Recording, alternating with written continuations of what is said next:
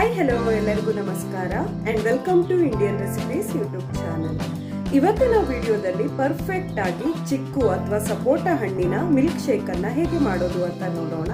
ವಿಡಿಯೋವನ್ನ ಸ್ಟಾರ್ಟ್ ಮಾಡುವ ಮುಂಚೆ ದಯವಿಟ್ಟು ನನ್ನ ಚಾನಲ್ ಅನ್ನು ಸಬ್ಸ್ಕ್ರೈಬ್ ಮಾಡಿ, ಹಾಗೆ ಪಕ್ಕದಲ್ಲಿರುವ ಬೆಲ್ ಐಕಾನ್ ಅನ್ನು ಕ್ಲಿಕ್ ಮಾಡಿ. ಇಲ್ಲಿ ನಾನು 3 ರಿಂದ 4 ಚಿಕ್ಕು ಅಥವಾ ಸಪೋಟಾ ಹಣ್ಣನ್ನ ತೆಕ್ಕೊಂಡಿದ್ದೀನಿ. ಇದರ ಬೀಜವನ್ನ ತೆಕ್ಕೊಂಡು ಒಂದು ಮಿಕ್ಸಿ ಜಾರ್ನಲ್ಲಿ ಹಾಕೊಳ್ತಾ ಇದ್ದೀನಿ. ಇದ್ರ ಜೊತೆಗೆ 2 ಟೇಬಲ್ ಸ್ಪೂನ್ ಅಷ್ಟು ಸಕ್ಕರೆಯನ್ನ ಹಾಕೊಳ್ತಾ ಇದ್ದೀನಿ. ಸಕ್ಕರೆಯನ್ನ ನಿಮ್ಮ ಟೇಸ್ಟ್ನ ಅನುಗುಣವಾಗಿ ಸೇರಿಸ್ಕೊಳ್ಳಿ.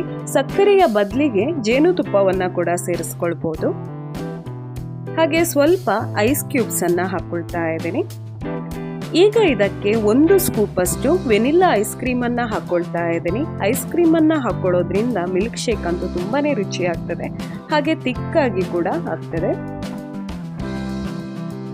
ಈಗ ಇದಕ್ಕೆ 1 ಗ್ಲಾಸ್ ಅಷ್ಟು ಹಾಲನ್ನ ಹಾಕೊಳ್ತಾ ಇದ್ದೀನಿ. ಇದು ಬಿಸಿ ಮಾಡಿ ತಣ್ಣಗೆ ಆದ ಹಾಲು. ಈಗ ಈ ಮಿಕ್ಸಿ ಜಾರ್ನ ಮುಚ್ಚಳವನ್ನ ಮುಚ್ಚಿ ಇದನ್ನ ಚೆನ್ನಾಗಿ ರುಬ್ಕೊಳ್ತಾ ಇದ್ದೀನಿ.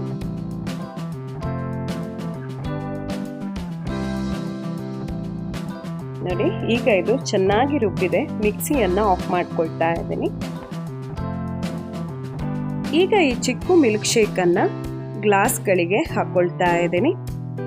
ನೋಡಿ, ಮಿಲ್ಕ್ ಶೇಕ್ ಅಂತೂ ತುಂಬಾನೇ ತಿಕ್ಕಾಗಿ ಚೆನ್ನಾಗಿ ಆಗಿದೆ. ಈಗ ಈ ಮಿಲ್ಕ್ ಶೇಕ್ ಅನ್ನ ಹೀಗೆಯೇ ಕೂಡ ಸರ್ವ್ ಮಾಡಬಹುದು, ಅಥವಾ ಇದ್ರ ಮೇಲೆ 1 ಸ್ಕೂಪ್ ಐಸ್ ಕ್ರೀಮ್ ಅನ್ನ ಹಾಕೊಂಡು ಕೂಡ ಸರ್ವ್ ಮಾಡಬಹುದು.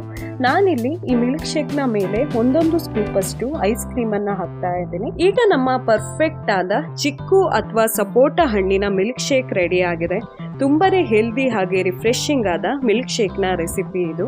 ನೀವು ಸಹ ಮನೆಯಲ್ಲಿ ಚಿಕ್ಕು ಅಥವಾ ಸಪೋಟಾ ಹಣ್ಣಿನ ಮಿಲ್ಕ್ ಶೇಕ್ ಅನ್ನ ಟ್ರೈ ಮಾಡಿ ನೋಡಿ, ತುಂಬಾನೇ ರುಚಿ ಆಗ್ತದೆ. ಹಾಗೆ ಮನೆಯಲ್ಲಿ ಮಕ್ಕಳೆಲ್ಲ ಇದ್ರೆ ಅಂತೂ ತುಂಬಾನೇ ಇಷ್ಟಪಡ್ತಾರೆ. ಒಮ್ಮೆ ಟ್ರೈ ಮಾಡಿ ನೋಡಿ. ನಿಮಗೆ ನನ್ನ ಈ ರೆಸಿಪಿ ಇಷ್ಟ ಆದಲ್ಲಿ ವಿಡಿಯೋಗೊಂದು ಲೈಕ್ ಮಾಡಿ, ನಿಮ್ಮ ಅನಿಸಿಕೆಗಳನ್ನು ಕಮೆಂಟ್ ಮಾಡಿ, ಹಾಗೆ ನಿಮ್ಮ ಫ್ಯಾಮಿಲಿ ಮತ್ತೆ ಫ್ರೆಂಡ್ಸ್ ನೊಂದಿಗೆಲ್ಲ ಈ ರೆಸಿಪಿಯನ್ನ ಶೇರ್ ಮಾಡಿ. ಇಲ್ಲಿಗೆ ನನ್ನ ಇವತ್ತಿನ ಈ ವಿಡಿಯೋವನ್ನ ಮುಗಿಸ್ತಾ ಇದ್ದೇನೆ. ಇನ್ನು ನಾವು ಸಿಗುವ ಮುಂದಿನ ವಿಡಿಯೋದಲ್ಲಿ. ಅಲ್ಲಿಯ ತನಕ ಟೇಕ್ ಕೇರ್ ಅಂಡ್ ಬೈ.